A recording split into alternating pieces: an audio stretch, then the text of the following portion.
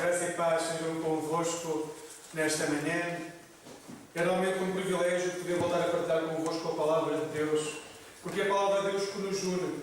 Há pouco, quando orava e quando a irmã Olga chegou à frente, eu comecei a pensar que se não fosse a palavra de Deus, provavelmente nesta sala só conhecia os meus pais. E se não fosse a palavra de Deus, provavelmente nem eu os conhecia, porque eles conheceram-se através da palavra de Deus. Ou seja, é algo excepcional aquilo que Deus tem feito por nós e faz de um povo desgarrado um povo que está unido no louvor à sua presença.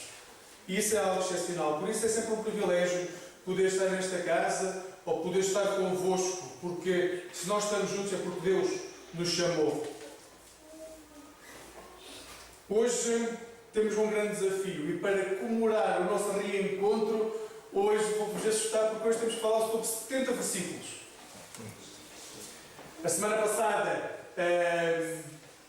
Deus esteve com a família Valente e a dinâmica da igreja alterou. O nosso irmão Carlos trouxe a meditação e obviamente que quando temos uma série de pregações anual que temos que terminar dentro do prazo, quando em algum domingo deixamos a série, temos que voltar a ela no domingo a seguir, temos que cobrir as duas semanas. Ao início isso pode parecer um pouco assustador, mas também nos dá uma visão diferente daquilo que é a Bíblia. Às vezes, quando pegamos na Bíblia, temos a sensação de que aquele texto diz tudo aquilo que nós pensamos ser Deus. Nós lemos 2 versículos e pensamos que com esses 2 versículos sabemos o que é a história da salvação. Irmãos, hoje vamos ter uma perspectiva muito mais alargada daquilo que é a história da salvação, porque vamos ler, talvez, são em 2 capítulos diferentes, mas é 1 capítulo e meio que vamos ler e vamos ver uma sequência lógica daquilo que é a história. Sabe, é uma altura da história em que se tentou descobrir aquilo que era verdadeiramente Jesus. O liberalismo fez com que nós dissecássemos a Bíblia e colocássemos em questão sequer se as vírgulas deviam estar naquele sítio, porque mudando uma vírgula mudamos o sentido ao texto. E então começou-se a dissecar tanto a Bíblia que a Bíblia pareceu que foi esvaziada daquilo que é a palavra de Deus. Em compensação, logo a seguir, veio outra corrente que fez tanto ênfase na palavra que até as vírgulas, peço desculpa, eram palavra de Deus, irmãos, as vírgulas não existiam no texto original. Ou seja, passávamos de um liberalismo, um fundamentalismo bíblico, e hoje em dia temos o privilégio de percorrer no meio dessas duas correntes. E há uma forma de estudar a Bíblia que a mim me deixa encantado, que é através da sua narrativa. A palavra de Deus manifesta-se na Bíblia através da narrativa que conseguimos ler, da história que encontramos na palavra de Deus. E hoje vamos ver essa história e como ela pode ser importante para nós. Por isso, não vamos ler hoje, neste momento, os 60 versículos, mas vou-vos pedir que deixem a Bíblia aberta, porque vamos usar várias vezes a Bíblia nesta manhã. Vamos ler, neste momento, Lucas 9, 28 a 36. Uma parte, não vou dizer a palavra que vamos estudar hoje, porque a palavra que vamos estudar hoje contém muitos mais versículos. Vamos orar, irmãos, vamos dedicar este momento ao nosso bom Deus. Senhor Deus, obrigado pela enorme bênção de nos dares a Tua palavra escrita. Obrigado pelas Sagradas Escrituras, que são a nossa pátria. A pátria de um povo que se reúne em torno destas Escrituras para descobrir aquilo que Tu tens guardado para cada um de nós, para nós como igreja. Senhor Deus, que Tu possas falar-nos nesta manhã e possas aproximar-nos de Ti, para que nós possamos realmente aprender cada vez mais a sermos testemunhas da ressurreição. Em nome de Jesus oramos. Amém. Amados irmãos e irmãs, o texto que hoje lemos, este pequenino texto que hoje lemos, fala-nos que Jesus e 3 dos seus discípulos subiram ao monte. Na realidade, nós não sabemos que monte é este, há quem diga que é o Monte Tábor, dificilmente será. Hoje em dia, a inclinação maior de quem estuda a Bíblia é que seja o Monte Hermon. Mas, seja o Monte Hermon ou o Monte Tábor, o que hoje ressalta é que Jesus escolheu 3 discípulos. E escolheu para subir ao monte Pedro, João e Tiago. Sabem? Estes são os 3 discípulos que aparecem em 3 momentos fundamentais daquilo que é a proclamação de Jesus. Estes mesmos 3 discípulos aparecem quando a filha de Jairo é ressuscitada por Jesus, no capítulo 8, versículo 51, aparecem na Transfiguração, que hoje estamos a ler, e também são estes discípulos que em Marcos vão aparecer na altura em que Jesus está no jardim, no momento de agonia. Estes 3 discípulos, por algum motivo especial, aparecem sempre que Jesus tem um momento importante no seu ministério. Aparecem com todos os outros, em todas as outras ocasiões, mas nestas 3 ocasiões, eles são os discípulos que aparecem com Jesus para que o seu ministério tenha visibilidade. E nesta manhã, eu gostava que todos nós pudéssemos ser Pedro, João e Tiago. Ou seja, aqueles que se colocam ao lado de Jesus, mesmo não compreendendo muito bem aquilo que está a ser dito. E sejamos sinceros, Pedro, João e Tiago não compreendiam muito bem aquilo que estava a ser dito. Queremos nós, nesta manhã, estar perto de Jesus. Queremos nós aprender com Jesus. E querer aprender com Jesus não é com sentido de superioridade, porque nós já sabemos tudo, porque já somos cristãos há muitos anos, mas é mesmo aos pés de Jesus a pedir: Senhor, explica-nos, ensina-nos, transforma-nos. Na verdade, Tiago, não sabemos muito. Não confundam o irmão, às vezes temos a sensação, ou pode haver a ideia, que este Tiago é o irmão de Jesus, que escreveu a Epístola ao Tiago. Não é o mesmo Tiago. Este Tiago será irmão de João, não é o irmão de Jesus. Este Tiago não sabemos muito, mas dos outros 2 nós sabemos muito bem. Porquê? Porque eles escreveram grande parte do Novo Testamento. Eles foram pedras fundamentais da igreja primitiva. Pedro e João, que estiveram com Jesus nesta hora, que estiveram com Jesus em tantas horas, foram fundamentais naquilo que foi o estabelecimento da igreja. Eles nessa altura pareciam um pouco confusos, mas foram essas pessoas confusas que foram as pedras vivas daquilo que seria a igreja. Então, hoje, tenho que vos dizer que Pedro e João escreveram 8 dos 27 livros do Novo Testamento. Por isso, estar aos pés de Jesus, neste momento, até nos pode deixar um pouco confusos. Mas quando estamos com Jesus, tarde ou cedo, nós vamos ser discípulos enviados em missão. É claro que há muita coisa que nós não vamos compreender. Estes homens tinham visto o rosto de Jesus ser transformado. Aliás, irmãos, Jesus era realmente excepcional. Era uma pessoa muito especial. Ele era o homem-Deus. Nós estamos a percorrer a história do homem-Deus.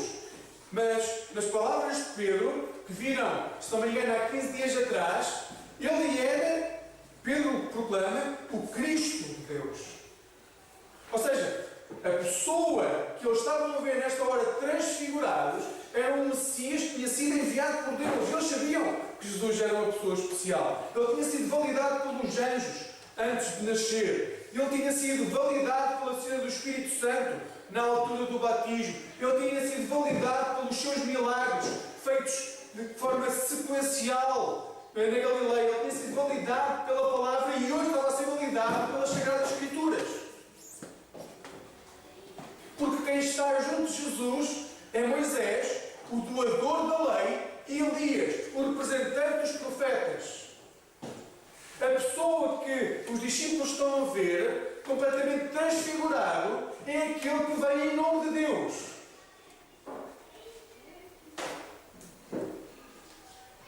E os discípulos sabiam que Jesus era especial, mas não compreendiam até que ponto.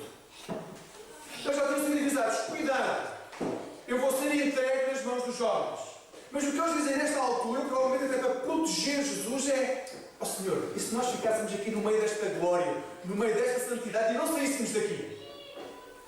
Se ficássemos aqui unidos, Elias com a sua tenda, Moisés com a sua tenda, tu com a tua tenda e nós, os três discípulos, aqui a olhar para ti, não seria bom? Não seria bom. Os discípulos ainda não tinham percebido que a missão de Jesus era caminhar para a cruz, a Calvário. Estes discípulos comprometidos, a quem 8 dias antes tinha sido anunciado que Jesus tinha que caminhar para a cruz, estes discípulos comprometidos queriam permanecer afastados do seu local de evangelização. Queriam permanecer no monte, distante das pessoas que precisavam de conhecer Jesus. Permanecer num monte onde tudo corria bem, onde não havia problemas nenhuns, onde tudo era como devia ser, mas não queriam estar onde as pessoas precisavam de escutar a palavra de Deus. Por isso, nesta manhã, a primeira palavra para nós hoje é: não nos acomodemos nos sofás das nossas casas, nem nos bancos das nossas igrejas.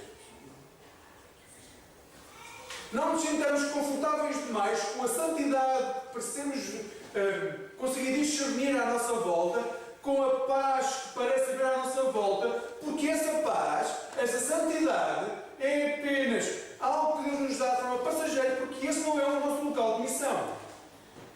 Tenho que vos dizer, irmãos, esta igreja não é o nosso local de missão.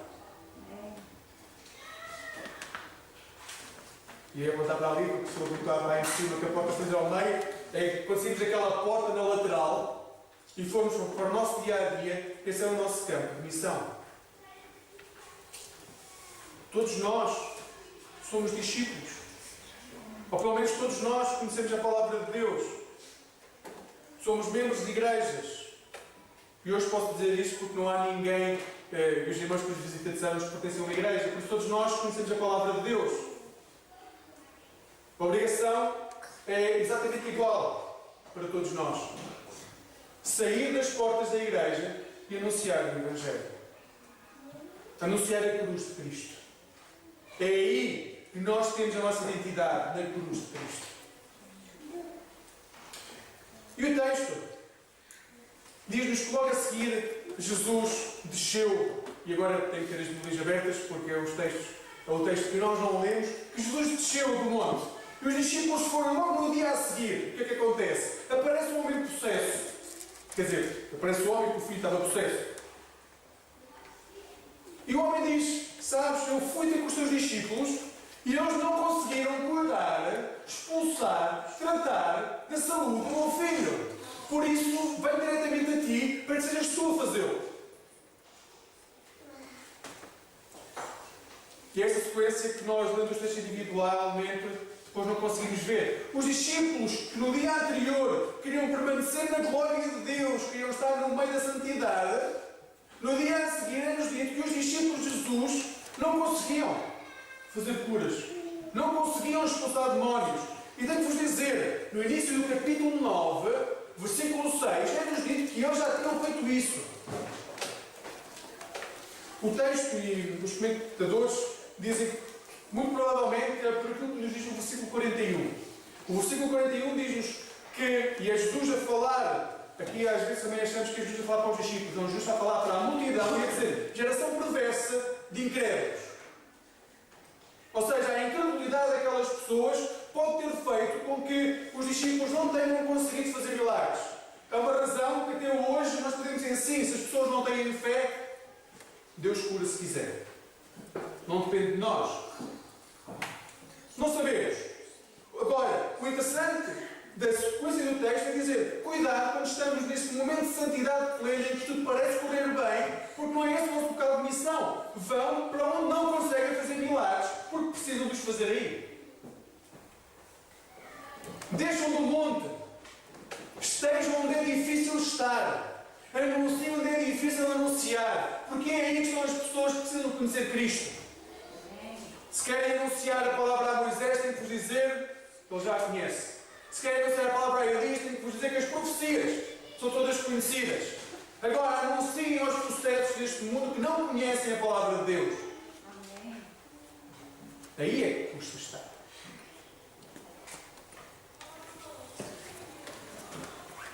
A sequência destes episódios leva Jesus a ter de recordar novamente aos discípulos que a sua missão não o vai conduzir a um trono terrestre de riquezas, não o vai conduzir a um conhecimento universal e reconhecimento por parte das pessoas, mas que o vai conduzir à cruz. Diz-nos os versículos 44 e 45.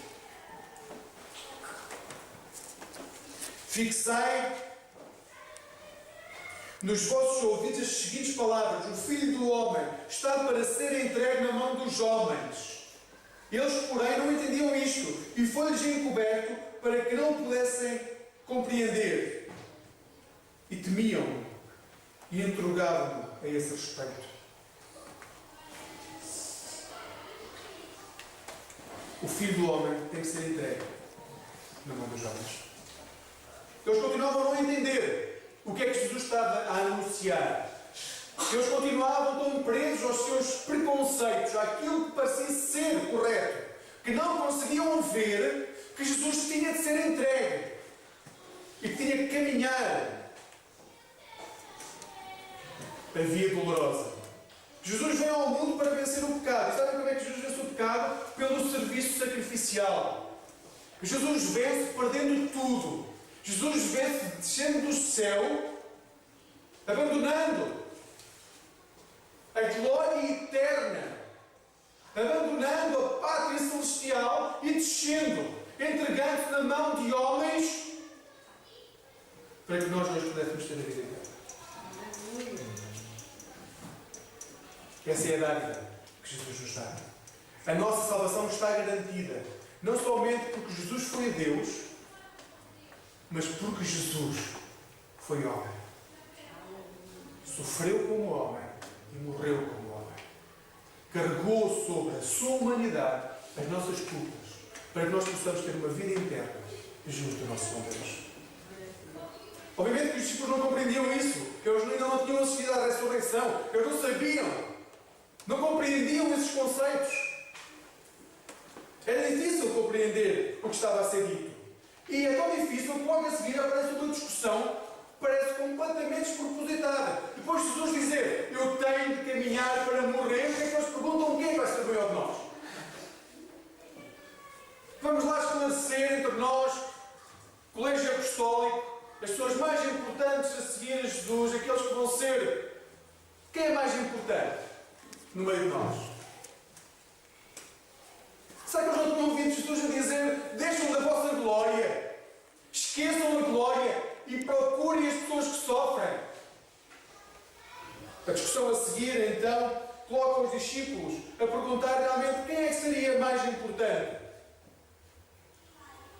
Antes de continuar, gostava de vos transmitir o que ouvi de um pastor quanto à aplicação do texto bíblico.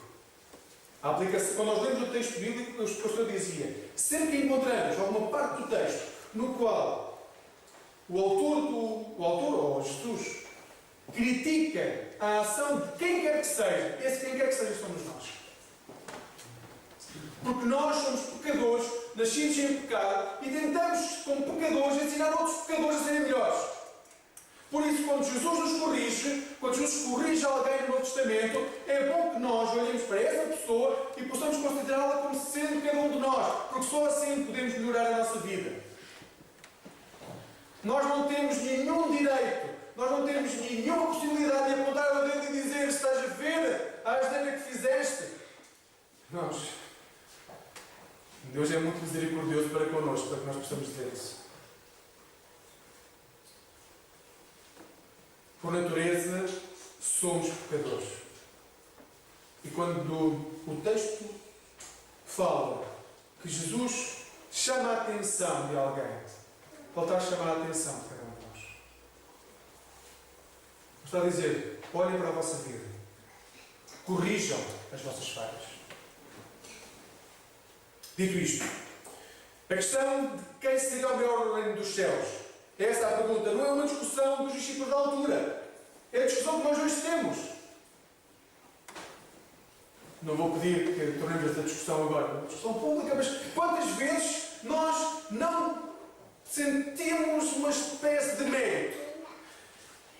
Se calhar merecia mais.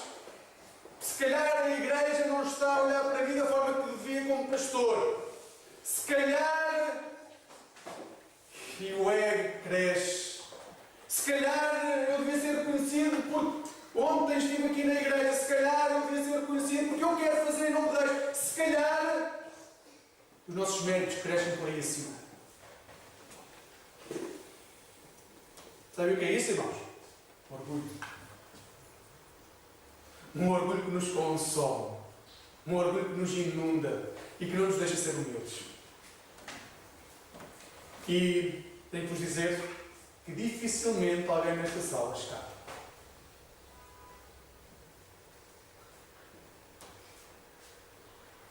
Nem sei se sou Rafael. Nem eu tinha que perguntar à Sónia se nessas idades já há consciência do orgulho. Irmãos, orgulho é algo que nos consome, corrói, que nos faz ter um olhar altivo para as pessoas que estão ao nosso lado. Um olhar de julgamento, um olhar de se fosse eu a fazer, fazia melhor. Se fôssemos nós a fazer, não fazíamos nada, irmãos. Se a igreja dependesse de nós, já não existia igreja. Se a igreja dependesse daquilo que eu vou fazer como pastor, tenho que vos dizer, lamento. Já não existia igreja. Se dependesse de cada um de vós, já não existia igreja. A igreja existe porque Cristo habita nela. Porque Cristo continua a conduzir-nos nos passos que nós damos. E quando erramos, se alguém devia dar das escadas, devia ser Deus. E não é. Sabem porquê? Porque Ele diz: vamos experimentar mais uma vez. Vamos experimentar mais uma vez. É isso que Deus continua a dizer em Jesus. Vamos experimentar mais uma vez. Então aquela discussão de quem seria o maior, no fundo era: tu se calhar não vais ser o maior porque Pedro, tu, olha lá, tu com Deus e em Jesus Cristo só querias problemas. Se calhar Judas logo à partida, que tinha a parte das moedas, mesmo não sabendo aquilo que ia acontecer, se calhar também não era uma boa pessoa para ser o maior. E assim percorríamos todos, há uns que não conhecemos tanto. Cuidado com os julgamentos. Foi isso que os discípulos fizeram ao repreender aquele homem que expulsava demónios. Logo a seguir, havia um homem que expulsava demónios. E eles disseram: tu estás a expulsar em nome do nosso mestre, não faças isso. Tu não podes fazer isso. Tu não tens o direito de fazer isso. E Jesus diz: mas esse homem é contra nós, não é contra nós, é a favor de nós. Quem são vocês para dizer que a pessoa não está a agir de acordo com a vontade de Deus? E nós podíamos pensar: sim, os discípulos não o conheciam, Jesus não o conhecia, ninguém conhecia aquele homem, só podia ser um herege. Mas não era. E hoje em dia nós continuamos a ter essa forma de agir. Timothy Keller escreveu um livro chamado Igreja Centrada. E ele recorda-nos muito a propósito, numa parte do livro. O poder do Evangelho tem dois sentidos. O primeiro afirma: sou mais pecador e imperfeito do que jamais ousei pensar. Sou mais pecador e imperfeito do que jamais ousei pensar. Este é o primeiro sentido do Evangelho. E o segundo sentido do Evangelho é aquele que diz: mas sou mais aceito e amado do que jamais ousei esperar. Outra vez, sou mais pecador e imperfeito do que jamais ousei pensar. Nós não reconhecemos as nossas falhas. Mas, por outro lado, sou mais aceito e amado do que jamais, em tempo algum, esperei que pudesse acontecer. É esse o poder do Evangelho. É esse o poder que nos dá em Cristo Jesus. Queremos ser grandes, sirvamos sem complexos. Sirvamos sem preconceitos. Sirvamos sem um coração maldoso. Sejamos o menor em tudo. E não tenhamos problemas em ser os menores. Não tenhamos problemas em não ser reconhecidos. Não tenhamos problemas que os seres humanos não nos reconheçam. Nesse momento será Deus a salvar-nos. E isso deve bastar. Porque se não nos basta, nós ainda não estamos nessa fase. E o texto continua, e é preciso, a partir do versículo 51, Jesus deixa oficialmente a Galileia. Ou seja, a partir deste momento, o versículo 51 do capítulo 9, Jesus assume que é chegada a minha hora de ir a Jerusalém para ser entregue na mão daqueles que me perseguem.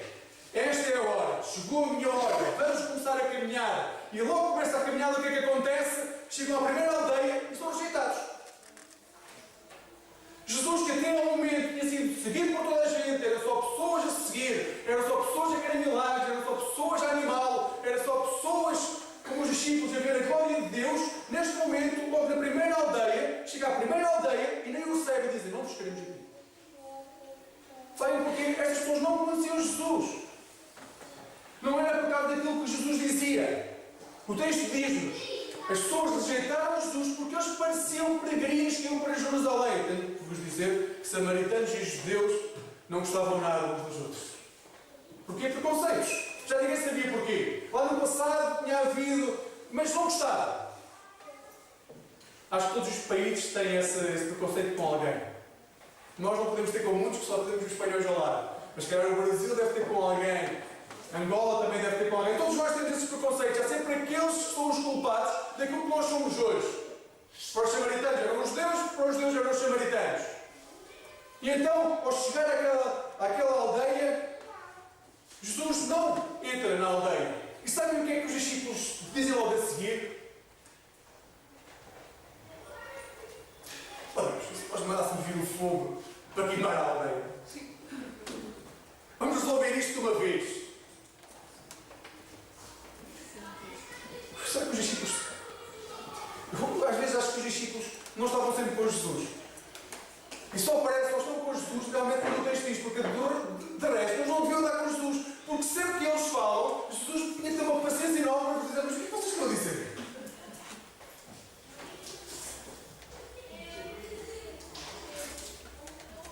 Jesus chegou àquela aldeia. E ele não julgou os samaritanos, mas os discípulos julgaram. E julgaram, não só julgaram, como deram logo a sentença final. Nós sabemos que eles são culpados e sabemos como é que isto se resolve, vamos dizimá-los. Discípulos, crentes. Por isso, hoje, quando vemos cristãos a apoiar a Guerra Santa, tenho que vos dizer que não é nada de novo. Os discípulos também não se importavam que isso acontecesse no seu tempo. Agora, cuidado, porque os julgamentos precipitados normalmente afastam-nos da vontade de Deus. Os julgamentos precipitados normalmente julgam o coração da pessoa e não aquilo que é o entendimento que a pessoa tem da realidade. E quando julgamos corações, normalmente erramos. E hoje, irmãos, tenho que dizer que por esse mundo fora mais acontece. Os católicos julgam os protestantes julgam os católicos, os ortodoxos, isso aí não entra na equação, porque na Europa quase não se notam na Europa Ocidental. Mas nós julgamos os batistas julgam os livres e nós, povo de Deus, passamos a vida a fazer juízo de valor sobre o coração de quem está ao nosso lado. E não poucas vezes ouvimos a expressão: nós somos melhor do que eles. Porque eles ainda não são convertidos. Eles ainda não descobriram Cristo.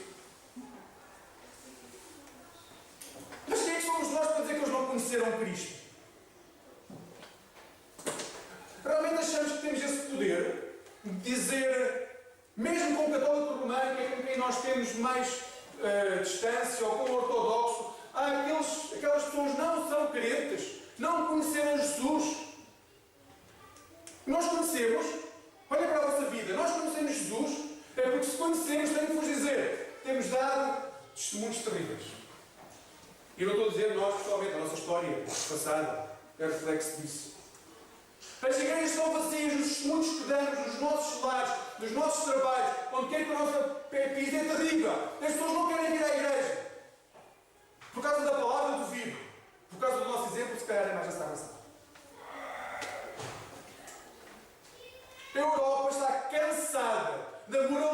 realidade das igrejas.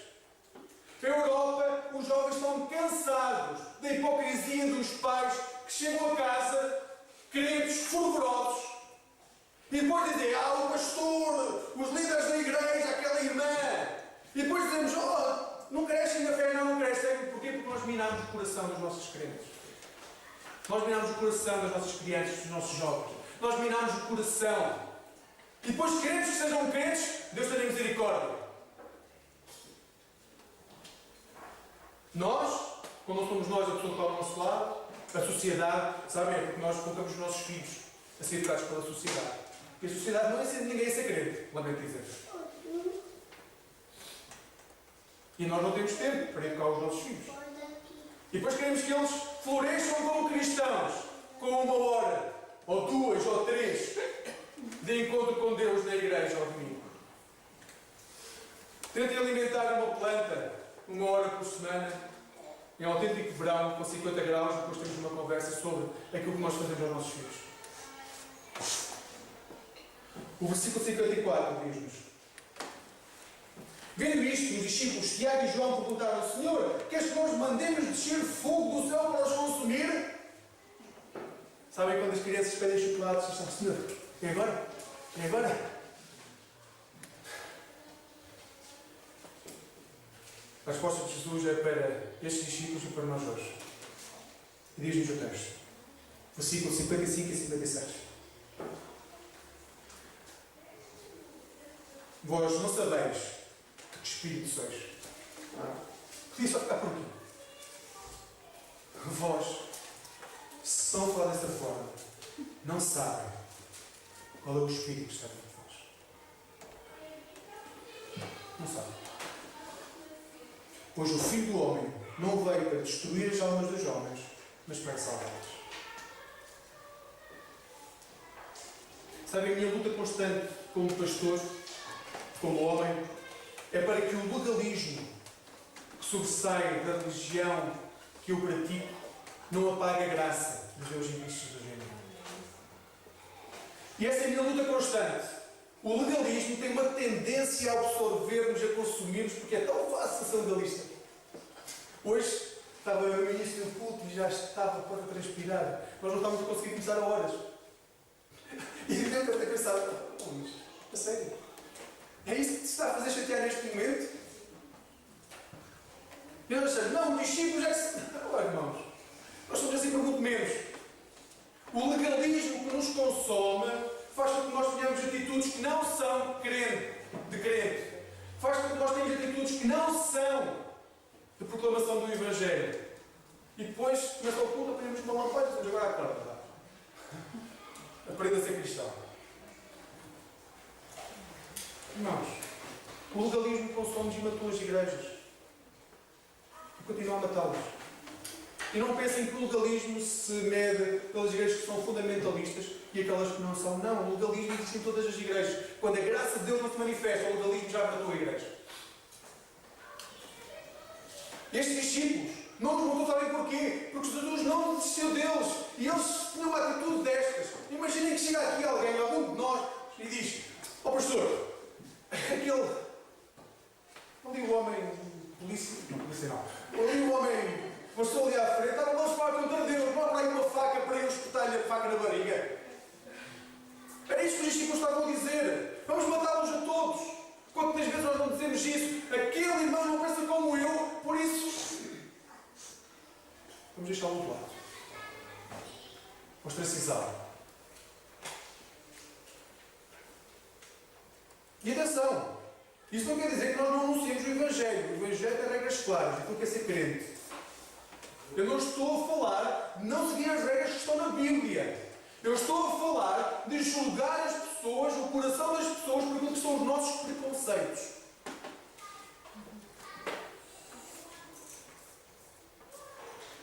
Como podemos então ser discípulos comprometidos? Entre o versículo 57 e 62, encontramos 3 pessoas que vão ter com Jesus. E essas 3 pessoas vão ter com Jesus porque o querem seguir. E querem seguir Jesus, então Jesus diz-lhe que, bem, sabem, dizer que me querem seguir é fácil, o difícil é seguir. Dizer eu quero ser cristão, eu quero seguir Jesus, é extremamente fácil. Seguir é que é mais difícil. Então Jesus diz 3 coisas a estes homens. Ao primeiro homem, àquele que procura Jesus, Jesus diz-lhe: tens de ter consciência que se queres ser meu discípulo não vais ter onde encostar a cabeça. Não há nenhum luxo em ser cristão. Este aqui bastava para a maioria da população mundial nos dias de hoje. Pelo menos aquela que se diz cristã. Não terás nenhum luxo. Terás de estar disponível para não ter nenhum luxo. Ao segundo, Jesus diz: se ele quer seguir, vai ter que compreender que o galardão que o espera não é nesta vida, que está reservado na vida que há de vir. E ao terceiro diz: queres ser discípulo, deixa de olhar para trás e querer fazer com que a tua vida a partir de agora seja igual àquilo que ela era antes. O texto não nos diz,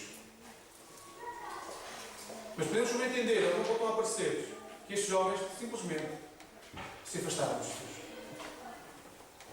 O texto não o diz.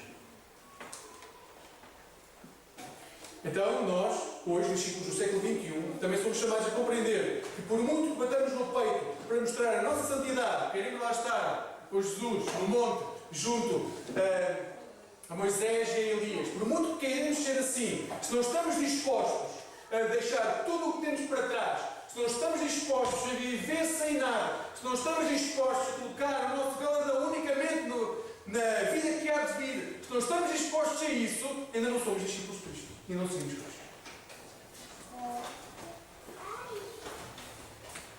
E custa. Vamos voltar. Os discípulos ao início, sabe? Faz ler o texto de seguir. Ao início, estão lá os discípulos. E os discípulos dizem a Jesus: e se nós ficássemos aqui? Não é ali que temos que ficar. Então, logo a seguir, Jesus envia 70 discípulos em missão. E havia os seus discípulos que serão cordeiros no meio de lobos. Neste texto gostava de chamar a atenção para o que já dissemos no passado. Primeiro, os discípulos quem é discípulo tem que estar focado na missão. Ou seja, nós não podemos ser discípulos e dizer: bem, no caminho nós descobrimos aquilo que Deus nos diz. Se ainda não descobrimos, não vão em missão. Parem, orem, até descobrirem qual é o caminho que têm que seguir. Porque a partir do momento que dão um passo de caminho, provavelmente estão indo no sentido contrário. Não se mexam enquanto não souberem qual é a vossa missão. Esta igreja, nos últimos anos, tentou fazer as obras e não tinha propriamente uma missão por trás. Não conseguiu fazer as obras. Foi a partir do momento que criou uma missão que as obras tiveram a possibilidade de ser feitas. Na nossa vida é exatamente igual. Se não sabemos onde Deus nos quer levar, não iremos a lado nenhum. Em segundo lugar, muitas vezes o sentimento de vergonha invade-nos e nós não queremos ser pesados para os nossos irmãos. Certo? Nós não visitamos o português no Brasil, em Angola, não sei como é que funciona. Mas o português não gosta de ser pesado, não gosta de bater à porta. Diz: se não me convidar, eu também não apareço.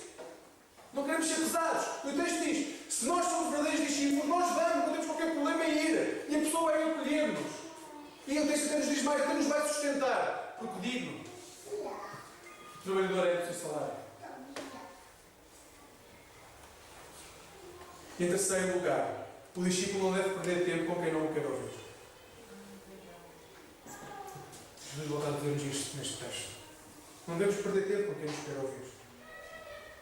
Estamos a desanimar, estamos a afundar-nos em problemas que não têm possibilidade de ser resolvidos, porque nós não vamos resolver o problema de ninguém. Só há duas pessoas que podem resolver o problema das pessoas. É a própria pessoa e Deus. Por isso, nós, nessa equação, provavelmente somos marginais. Podemos ajudar, mas não vamos resolver.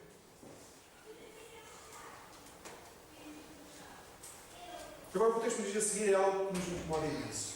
Porque ele diz: e quando não vos acolher, e quando, depois de ouvir a palavra, não vos aceitarem, não se esqueçam, o julgamento irá cair sobre essa família, sobre essa cidade, sobre essa aldeia, será muito pior do que caiu sobre Sodoma. Por isso eu vos dizia há pouco, nós não nos cabe a nós fazer julgamento, mas temos que dizer o que está na palavra de Deus. Por isso, se alguém conhece a palavra de Deus e vive afastado da palavra de Deus, é nossa obrigação como crentes dizer: cuidado, a Bíblia diz-nos. Tu conheces a palavra de Deus, não te afastes da palavra de Deus, o julgamento que vai vir sobre ti vai ser muito pior do que sobre aqueles que não o conhecem. E a nós custa-nos dizer isso. Não nos custa tanto, às vezes, ofender a pessoa que está ao nosso lado, mas dizer o que a palavra de Deus diz, e às vezes custa-nos mais.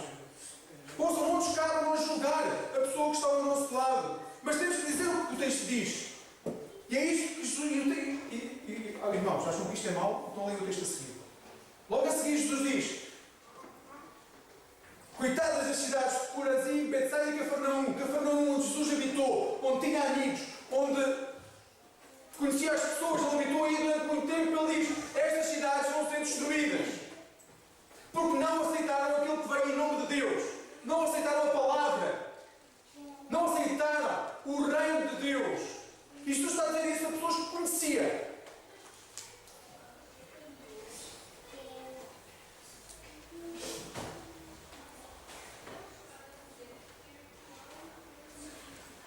Capítulo 10, versículos 17 a 20. Está o resultado daquilo que foi o retorno dos 70 da nação. O texto diz-nos: porque regressaram os 70 possuídos de alegria, dizendo: Senhor, os próprios demónios se nos submetem pelo teu nome. Mas ele lhes disse: eu vi a Satanás caindo do céu como um relâmpago. Eis aí, vos dei autoridade para pisar as serpentes e escorpiões, e sobre todo o poder do inimigo, e nada absolutamente vos causará dano. Não obstante, e agora atenção a este versículo, alegrai-vos. Porquê? Não porque os espíritos se vos submetem, e sim porque o vosso nome está arrolado nos céus. Quando fazemos aquilo que Deus quer, não é que nós tenhamos mérito nenhum. O nosso grande galardão está reservado no céu para cada um de nós. Fenomenal. Tenho que vos dizer. O nosso galardão não depende do conhecimento. O meu galardão não depende do conhecimento nenhum de vós. O vosso galardão não depende do conhecimento do vosso pastor, dos vossos líderes. O nosso galardão depende daquilo que nós fazemos em nome de Deus. É esse o galardão que nos está esperado no céu. É que ninguém conhece o Pai sem ser através do Filho, diz o texto. Ouçam, houve muitos profetas, reis que gostavam de ver aquilo que nós vemos hoje através da fé nas Sagradas Escrituras. Nós temos nas Sagradas Escrituras no dia de hoje o nosso Deus encarnado em Jesus Cristo. Nós temos o nosso Deus que morreu por nós, ressuscitou por nós, nos deu a vida eterna, e o Antigo Testamento não conheceu isso. Reis e profetas, mulheres e homens consagrados a Deus, nós temos o privilégio de conhecer Jesus, de ver Jesus com a fé que está no nosso coração. Por isso, sejamos discípulos e anunciemos a redenção, mas também a vida eterna. E a vida eterna é o que nos fala a última parte do texto. Estamos na parábola do bom samaritano. Estamos para acabar os 70 versículos, irmãos. A parábola do bom samaritano. A vida eterna é algo que falamos muito e compreendemos pouco. Às vezes achamos que, por ser cristãos, a vida eterna são favas contadas. Todos nós sabemos o que é a vida eterna. Compreendemos pouco, contudo, o que é a vida eterna. Porque vezes demais achamos que depende de nós. Certo? A vida eterna depende da minha resposta a Deus. Depende daquilo que eu faço. Depende daquilo que eu sou. Errado. Não depende de nós. A vida eterna não depende de mim, não depende de ti. A vida eterna não depende de nós. E agora a maioria de horas está a pensar: se calhar eu gosto de mudar o texto. Porque o texto diz, na parábola do samaritano, que houve pessoas que agiram mal, mas aquela que agiu bem é aquela que nós devemos tomar como exemplo. Cuidado a ler o texto bíblico, irmãos. Não é isso que é saltar no texto bíblico. Na verdade, não foi por isso que este homem foi reconhecido. Vejamos, o texto começa com uma pergunta de um mestre: o que é necessário para eu ter a vida eterna? De forma imediata, Jesus lhe diz: o que é que diz a lei? E para esta tenho que vos dizer que ele deu uma resposta de criança.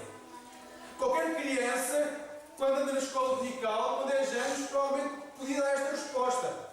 Ama o Senhor teu Deus de todo o coração, com toda a alma, com todo o teu entendimento, e ama ao próximo como a ti mesmo. Para a resposta de mestre, tenho que vos dizer, foi simples demais. Ele podia ter falado dos 10 mandamentos, que é uma explicação, é naquilo que se resume estes dois, mas que é mais explícita sobre a forma como nós devemos agir. Ele podia ter falado sobre as profecias, ele podia ter falado sobre as alianças, ele podia ter falado sobre imensas coisas, mas este mestre, logo o titulado mestre, teve uma resposta bem curta. Então Jesus responde, falando com uma parábola. E essa é a parábola do moço samaritano. O problema das pessoas, e não vamos ler a parábola, mas o problema das duas pessoas, do sacerdote e do levita, que passam ao lado, não é passarem ao lado.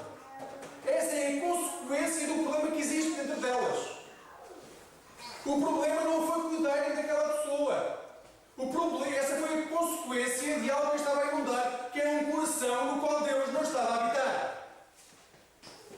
Estas duas pessoas não conheciam Deus. Por isso, não conhecendo Deus, não agiram segundo aquilo que Deus esperava delas. Quem vive como religioso, mas não tem um coração de serviço, não conhece o Deus de misericórdia. Quem vive como um estudioso da palavra de Deus, ou que diz que conhece a palavra de Deus, mas não se aproxima de quem está ao seu lado, verdadeiramente não conhece o Deus vivo. Não conhece. Só conhecemos verdadeiramente Deus quando damos frutos dignos de Deus. E os frutos não nos salvam, são apenas um reflexo da nossa salvação. Por isso, não é o que o samaritano faz que é reconhecido, é o seu coração de serviço. O que o samaritano faz é apenas uma consequência lógica daquilo em que crê. E para terminar, hoje vimos muitos versículos. Pelo menos percorremos muitos versículos. E hoje temos que os percorrer, para a semana vamos ter um pastor convidado e ele vai continuar a série de pregações. Por isso, tínhamos mesmo que avançar para não haver um vazio. Mas percorrer assim a Bíblia também nos dá uma visão sobre aquilo que é o caminho dos discípulos junto de Jesus. E os discípulos eram tudo menos pessoas que tinham a perfeita consciência daquilo que estava a acontecer. Eles não faziam a mínima ideia, muitas vezes, daquilo que estava a acontecer. Eram pessoas como nós, que sofrem, que têm dúvidas, que às vezes são injustas, que geram problemas, às vezes mais do que os resolvem. E estes discípulos que percorreram esta parte da vida de Jesus, e nós podemos ver sempre Jesus com a atitude, mas vocês vão ser diferentes. E não desistindo deles.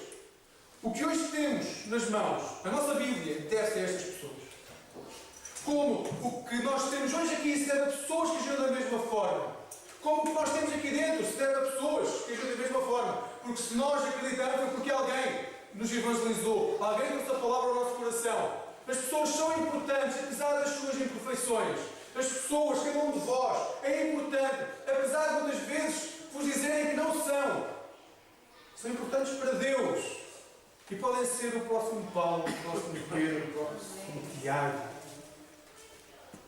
a próxima Marta, a próxima Maria. Se não damos fruto nos nossos lares, nos nossos trabalhos, onde quer que estejamos, nós estamos a precisar de sair de perto da glória de Deus, daquele monte. Porque todos nós conhecemos a palavra. E se não damos frutos é porque continuamos a montar as tendas para que Moisés, Elias e Jesus possam habitar. E não é aí que devemos estar.